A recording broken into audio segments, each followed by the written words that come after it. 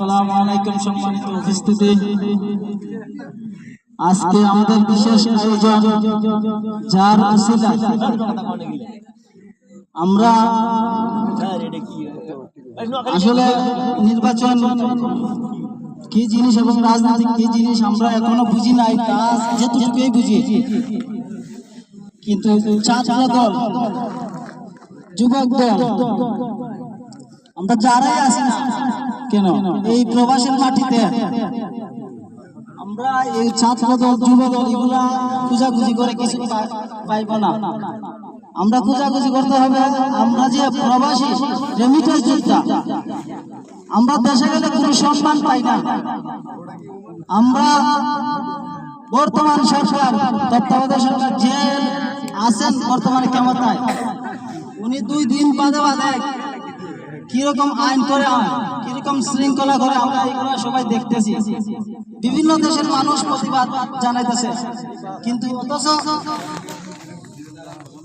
অথচ আমরা এখানে কিন্তু অনেক মানুষ আছে কোনো প্রতিবাদ জানাই নাই। বর্তমানে একটা আইন পাস হয়েছে, যদি কোনো প্রবাসী 2 মাসের বেশি বাংলাদেশে থাকে তাহলে নিজের টাকায় বিদেশ থেকে মোবাইলগুলো নেওয়া, রেজিস্ট্রেশন করতে হবে। প্রতিটা দেশের প্রবাসী প্রতিবাদ জানাইতেছে, অথচ আমরা কেউ প্রতিবাদ জানাই না।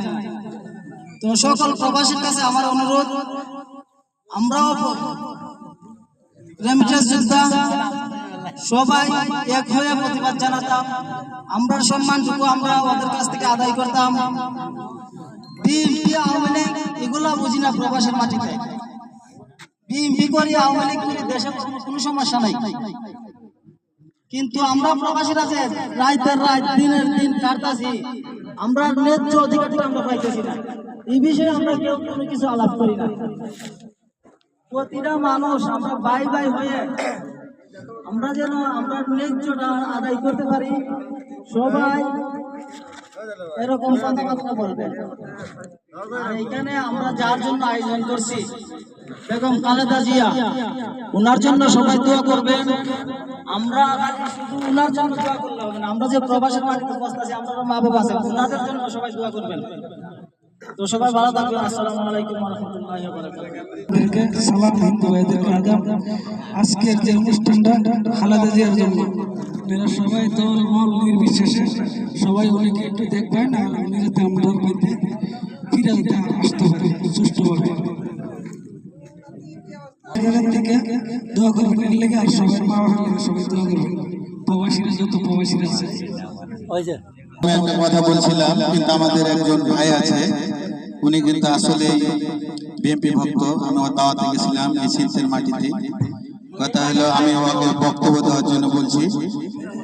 23 থেকে তরিকুল ইসলাম ভাই, তরিকুল ইসলাম ভাই, তরিকুল ভাই আপনার দৃষ্টি আকর্ষণ করছে, আপনি এখানে আসেন, যদি করেন না কেন আসেন, এখানে এসে বক্তব্য দেন, আপনার জন্য দৃষ্টি আকর্ষণ করছে, আসেন।